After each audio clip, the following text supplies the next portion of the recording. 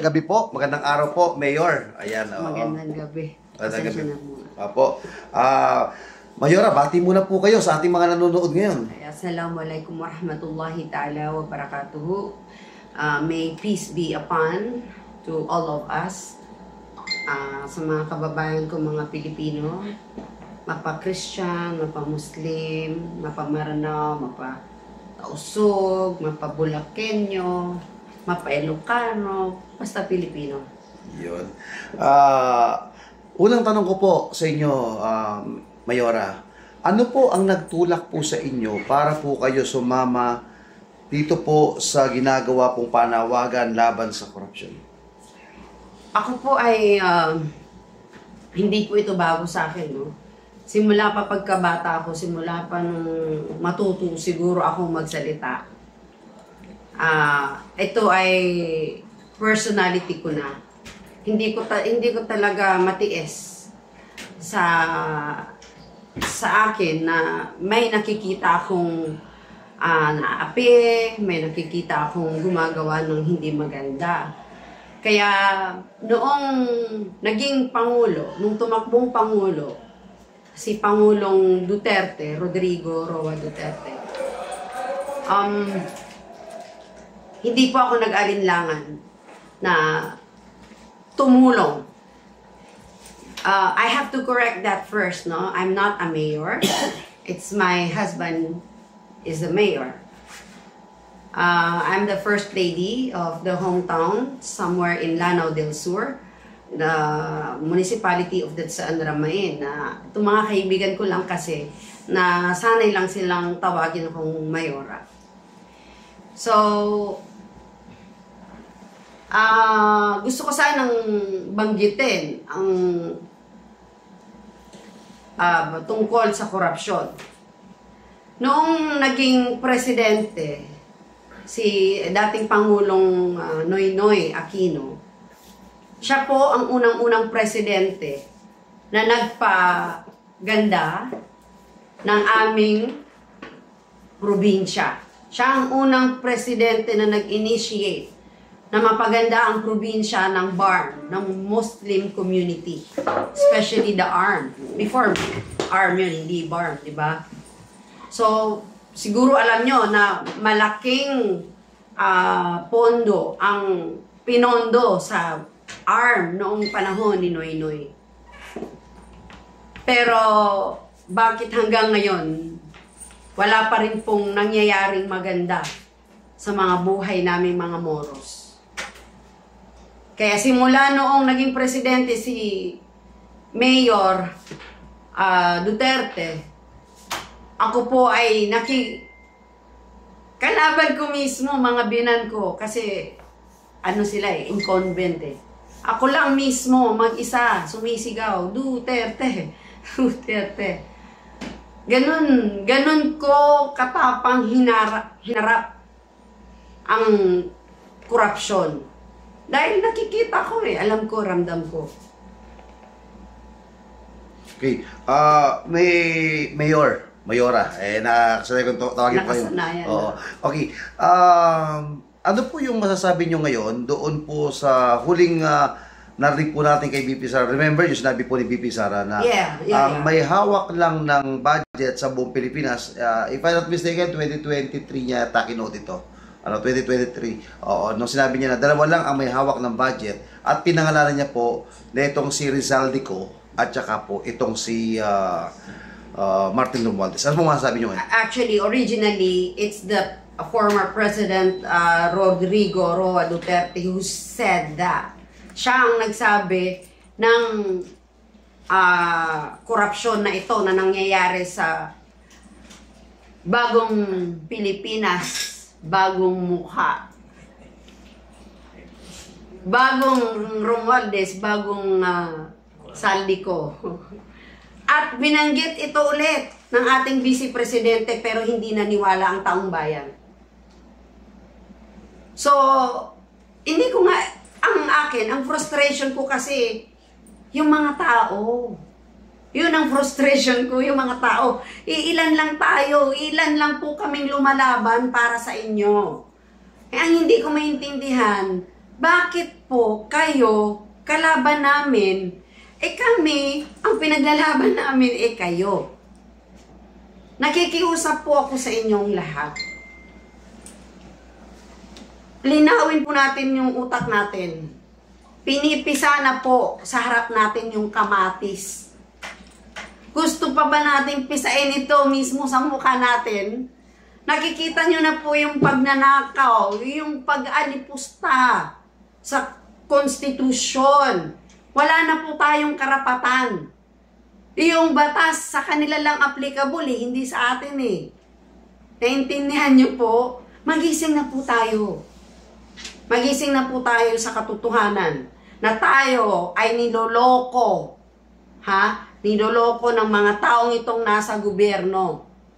Noon, ang mga sindikato ay hinuhuli ng gobyerno. Ngayon, ang sindikato nasa gobyerno na. Pakiusap po. Magising na po tayong lahat.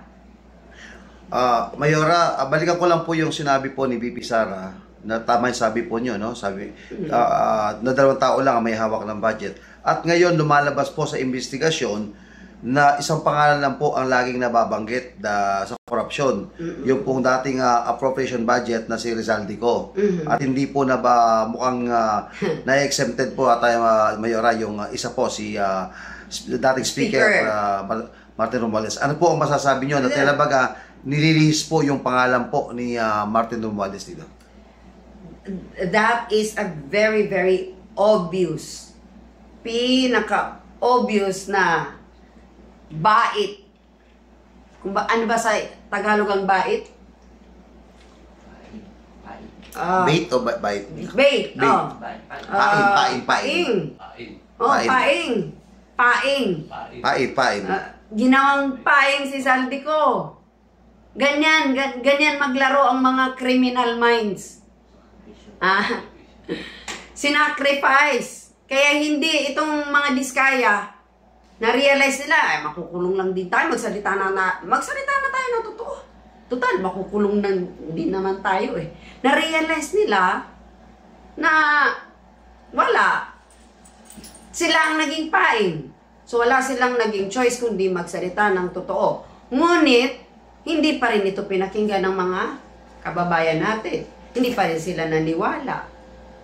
So, when you say sacrificial lamb, itong si Rizaldico, kasi ang sabi ng taong bayan, siya ang appropriation budget, siya yung nag-allocate ng mga insertion at budget. Pero sino po ang pumipirma ng BICAM at saka po ng to become General Appropriation Act? Yung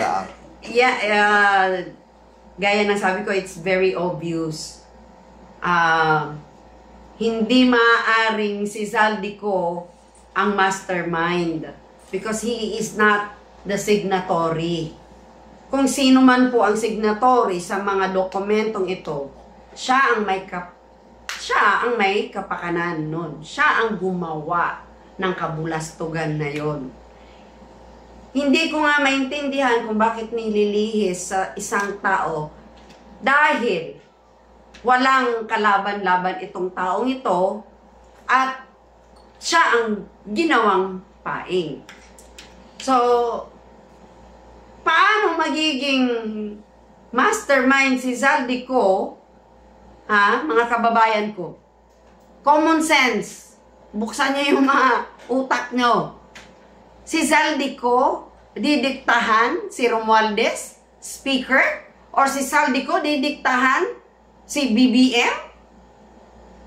Tanungin nyo yung sarili nyo. Kung ikaw tatay, anak, ikaw na anak, didiktahan mo ang tatay mo? Saan? Kaninong utak yan ang galing?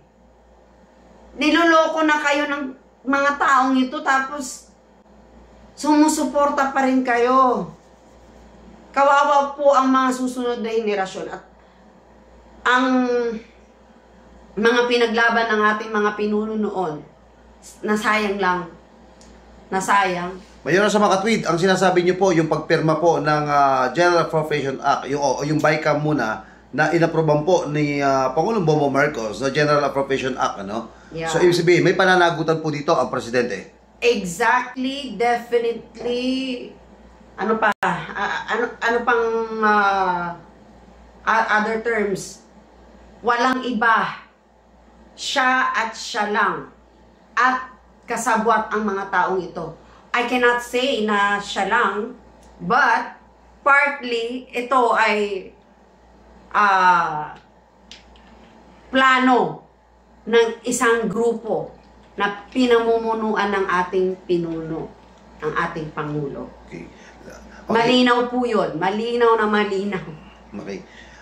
Meron pong isang journalist na mayapa na at ito hong si Kapper Silafid na sinasabi niya na ang administrasyon daw po ni Pangulong Bongbong Marcos ay napapaligiran ng sindikato.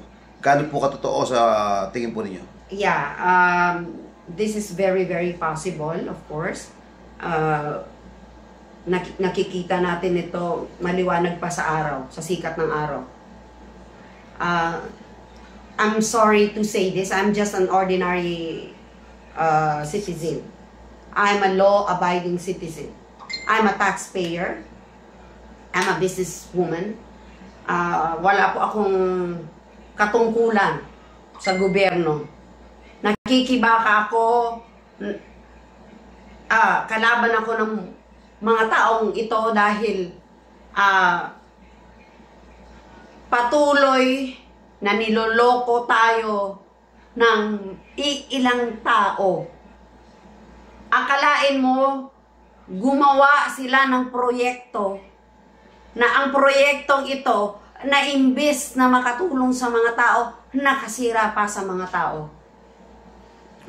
Gaya ng nakaraan na nasira na tulay, maraming namatay. Sana hindi na lang ginawa yun. Kasi may casualties pa na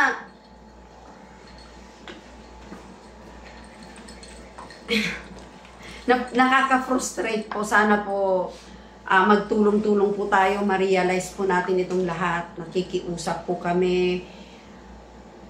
Samahan niyo po kami. Dahil yung ginagawa po namin ay para po sa ating lahat. Ako mismo, I don't need to be in the street. I don't need to be in the street. But I choose. I choose to be in the street, to fight against corruption for everybody. Kung sarili ko lang iisipin ko, I have money. I can sustain my needs, mga anak ko, kahit buong pamilya ko. I don't need this. Pero dahil